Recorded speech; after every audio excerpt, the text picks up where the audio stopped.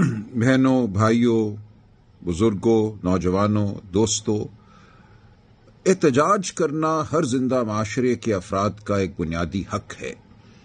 یہ حق آپ کو آئین بھی دیتا ہے، یہ حق آپ کو آپ کے انسان ہونے کے ناطے سے میسر ہے۔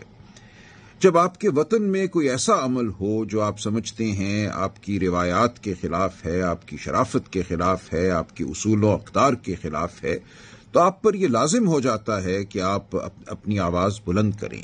آپ کا آئین آپ کو یہ حق دیتا ہے کہ آپ اکٹھے آواز بلند کریں، آپ سڑک پر اکٹھا چلنا چاہیں تو اکٹھا چلیں۔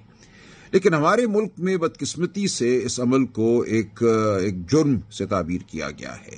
ریاست یہ سمجھتی ہے کہ آواز بلند کرنے والے انتشاری ہیں، ان کے خلاف ٹیئر گیس شیلوں کا استعمال جائز ہے، ان کو لاٹھی چارج کرنا جائز ہے، ان کو روکنا جائز ہے، اور اس کے نتیجے میں ایک ہڑبڑ پیدا ہوتی ہے، ایک ایسی صورتحال پیدا ہو جاتی ہے جو نہیں ہونی چاہیے۔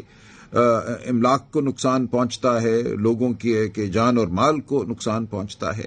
دیکھیں، جب لندن میں لوگ نکلتے تھے عراق میں جنگ کے دوران احتجاج کی خاطر، 10 لاکھ لوگ ایک دن نکلے، ہم نے بہت تعریف کی، ہم نے کہا کیا باشعور لوگ ہیں، کیا باضمیر لوگ ہیں، آفرین ہے۔ لیکن اپنے ملک میں اگر آئین کی پامالی کے خلاف ہم نکلیں، اگر جھوٹے مقدموں کے خلاف ہم نکلیں، اگر الیکشن کو لوٹنے کے خلاف ہم نکلیں تو ہمیں انتشاری کہا جاتا ہے، ہم پر ٹیئر گیس شیلوں کی بارش کی جاتی ہے، لاٹھی چارج کیا جاتا ہے، جھوٹے مقدمے بنائے جاتے ہیں، FIRیں کاٹی جاتی ہیں۔ تو یہ ایک ایسی صورتحال ہے جس سے ہمیں نبرد آزما ہونا ہے۔ ہم نے اپنے ملک کو اگر بہتر بنانا ہے، یا جمہوریت نے فروغ پانا ہے، سچائی نے فروغ پانا ہے، شرافت نے فروغ پانا ہے، تو ہمیں پروقار طریقے سے اپنی آواز بلند کرنا ہوگی، ہمیں احتجاج کرنا ہوگا۔ اس سے کوئی مفر نہیں ہے۔ ہمیں باہر نکلنا ہوگا، ہمیں کہنا ہوگا کہ ہمارے آئین پر حملہ ہمیں قبول نہیں ہے، ہمارے بنیادی حقوق کو اگر تابع کیا جا رہا ہے مقتدرہ کی خواہشات کے، یہ کہا جا رہا ہے کہ اگر مقتدرہ فیصلہ کرتی ہے کہ کوئی بھی معاملہ قومی سلامتی سے منسلک ہے تو ہمارے بنیادی حقوق سلب کر لیے جائیں گے، ہمیں فوجی عدالتوں کے سامنے پیش کیا جائے گا، ہائی کورٹوں کو مغلوب کیا جائے گا، ان کا اختیار سماعت چھین لیا جائے گا، ہائی کورٹ کے ایک جج کو ایک ہائی کورٹ سے اٹھا کر اس کی مرضی کے بغیر کسی دوسرے ہائی کورٹ میں پھینک دیا جائے گا، اس سے مقدمہ لے لیا جائے گا جو سن رہا ہو، اگر سنوائی مقتدر حلقوں کی خواہشات کے مطابق نہ جا رہی ہو۔ ایک نئی عدالت جس کو فیڈرل کانسٹیٹیوشنل کورٹ کہا جا رہا ہے قائم کی جا رہی ہے، جو کہ ایک فرد واحد، یعنی کہ جو ہمارے آج وزیر اعظم ہیں جن کے حوالے سے لاکھ ہمیں سوالات ہیں، کس طرح 8 اور 9 فروری کی رات الیکشن کو لوٹا گیا، ایک جھوٹے رزلٹ کے ذریعے ایک پارلیمان قائم کی گئی اور پھر ایک وزیر اعظم متعین ہوا۔ اس وزیر اعظم کی ثوابدید پر ایک جج، ایک چیف جسٹس لگے گا، اور اس چیف جسٹس کی ثوابدید پر باقی جج لگیں گے۔ ہم کہتے ہیں ایسا نہ کرو۔ جو بھی آپ کے مقاصد ہیں، جائز مقاصد ہیں آئین کے حوالے سے، ان کو آپ روشنی میں لائیے، ہم سے بات کیجیے، ہم ہر جائز معاملے کا حل جو ہے وہ تلاش کرنے میں آپ کی مدد کریں گے، لیکن شب خون آئین پر نہ ماریے، جھوٹے مقدمے نہ بنائیے، الیکشن کو نہ لوٹیے۔ اس غرض سے اگر ہم احتجاج کرتے ہیں تو یہ ہمارا حق ہے، ہمیں آپ نہیں روک سکتے، آپ کو ہمیں نہیں روکنا چاہیے۔ شہر میں دفعہ 144 لگا دی جاتی ہے کہ 4 بندوں سے زیادہ اکٹھے نہیں نکل سکتے، نکلنا جرم بنا دیا جاتا ہے۔ تو یہ جرائم کی بھرمار جو ہے صرف اس لیے کی جا رہی ہے کہ ایک خوفزدہ ریاست نہیں چاہتی کہ سچ سامنے آئے، کہ لوگ سچائی کی جانب بڑھ سکیں، اپنی آواز بلند کر سکیں۔ پچھلے چند دنوں سے مایوسی پائی جاتی ہے بعض طبقوں میں۔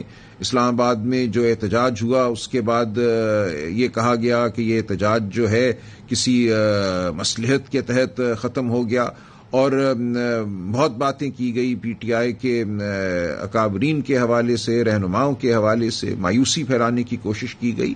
میں آپ کو یقین دلاتا ہوں کہ ایسا نہیں ہے جیسا کہا جا رہا ہے۔ ہر احتجاج کا کوئی نقطۂ آغاز ہوتا ہے، کوئی انتہا کا مقام ہوتا ہے، اور ہر احتجاج آخری احتجاج نہیں ہوتا۔ ایسا نہیں ہے کہ کسی ایک احتجاج کے ذریعے آپ کو تمام مقاصد حاصل ہو جائیں گے۔ جو ناحق لیڈر عمران خان پابند سلاسل ہے وہ چھوٹ جائے گا، یا آئین میں جو ترامیم کی جا رہی ہیں وہ رک جائیں گی. یہ ایک عمل ہے, اس عمل سے ہمیں جڑے رہنا ہے. یہ ایک آئینی اور قانونی عمل ہے. ہمیں قانون آئین کے دائرے میں رہ کر اس عمل سے جڑے رہنا ہے, اپنی تگ و دو کو جاری رکھنا ہے. تو میں آپ کو یقین دلاتا ہوں کہ یہ احتجاج جاری رکھنا آپ کا حق ہے. آپ اس کو جاری رکھ سکتے ہیں, آپ کو جاری رکھنا چاہیے ایک مربوط طریقے سے, ایک نظم کے تحت, قانون اور آئین کے تحت. تو مایوسی بالکل نہیں ہونی چاہیے, یہ جائز نہیں ہے. جو چہمگوئیاں کی گئی وہ جائز نہیں ہے. میں نے معاملے کی تہ تک پہنچنے کی کوشش کی ہے اور میں یہ سمجھتا ہوں بہت تفصیل میں جائے بغیر کہ ایسا نہیں ہے جیسا بعض یوٹیوبر یا ویلاگر کہہ رہے ہیں. معاملات بالکل یکسر مختلف ہیں. پوری بات آپ کے سامنے یقیناً آ جائے گی.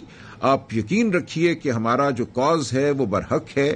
ہم آئین اور قانون کے دائرے میں رہتے ہوئے اپنی سیاسی جد و جہد کو جاری رکھیں گے.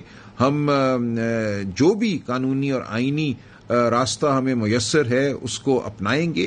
اگرچہ عدالتوں کو بند کیا جا رہا ہے, عدالتوں کو من پسند ججوں کے تابع کیا جا رہا ہے, آزاد منش ججوں کو ڈرایا دھمکایا جا رہا ہے, اس کے باوجود ہم یہ سمجھتے ہیں کہ آئین اور قانون کی سربلندی کے لیے جو ہماری جد و جہد ہے وہ کامیاب ہوگی. وہ پی ٹی آئی کے حوالے سے ہو یا پی ٹی آئی سے ہٹ کر پاکستانی یہ جد و جہد کریں, یہ آپ پر لازم ہے, آپ پر فرض ہے کہ یہ جد و جہد کی جائے. عمران خان آج اس جد و جہد کے ایک اہم کلیدی کردار ہیں. ان کے ساتھ ایک بہت بڑی تعداد پاکستانیوں کی جڑی ہوئی ہے. اس تعداد کا, اس آبادی کے حصے کا احترام کیجیے, ان کی خواہشات کا احترام کیجیے, ان کے جمہوری حقوق کا احترام کیجیے. اور میں تمام پاکستانیوں سے یہ اپیل کرتا ہوں کہ معاملے کو سمجھیے. جو معاملات ہیں, جو قضیے ہمارے سامنے ہیں, جو دشواریاں ہیں, ان کو سمجھیے اور ہمارا ساتھ دیجیے. سیاسی سطح پہ نہیں, آئینی سطح پہ, شرافت کی سطح پہ اس ملک کو تاریکیوں میں ڈوبنے سے بچانے کے لیے ساتھ دیجیے. ہمارا ساتھ نہ دیجیے, اپنا ساتھ دیجیے, اپنی آنے والی نسلوں کا ساتھ دیجیے. تو انشاءاللہ مایوسی کی کوئی ضرورت نہیں ہے. کسی بھی سطح پہ یہ عمل جاری رہے گا اور انشاءاللہ کامیابی ہمیں نصیب ہوگی. بہت شکریہ.